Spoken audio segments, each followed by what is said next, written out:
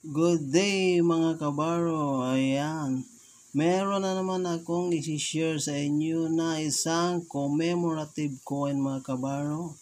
Ayan, napakalinaw, dangal, tapang, dignidad. General Antonio Luna mga kabaro, ayan. Napakalinis pa, napakakinang pa niya mga kabaro.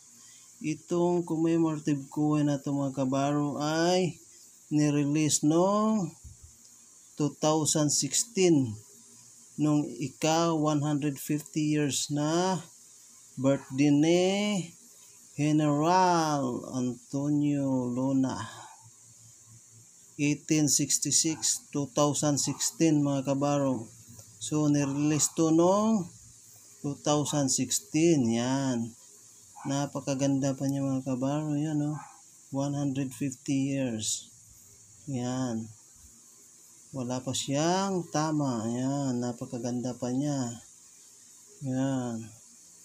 At inuulit ko sa inyo mga kabaro, hindi po ako bumibili ng coin. Ako po ay kung may gustong bumili, binibenta ko rin yung aking mga coin. Ayan, napakakinang pa, General Antonio Luna. Sana ay nagustuhan nyo yung aking sinishare na coin mga kabaro. So, yan. Napakalinis pa niya, napakakinang pa mga kabaro. Lahat ng mga detalye, kitang-kita siya. Yan. 1866, 2016. Yan, mga logo, napakaganda pa niya. Yan.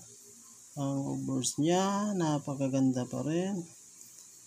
At may error pa ang mukha ni General Antonio Luna mga kabaro. Yun, parang may error siya. So,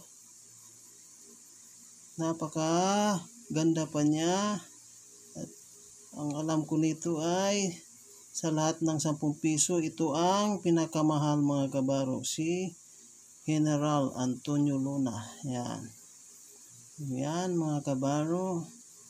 So, yan, kasama na naman to sa ating kinukulik mga kabaro.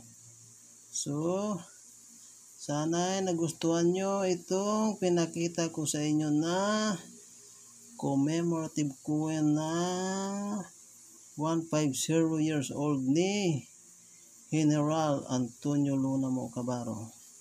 So, sa sunod na naman na ipapakita na natin ang coin. So, maraming salamat. Thank you.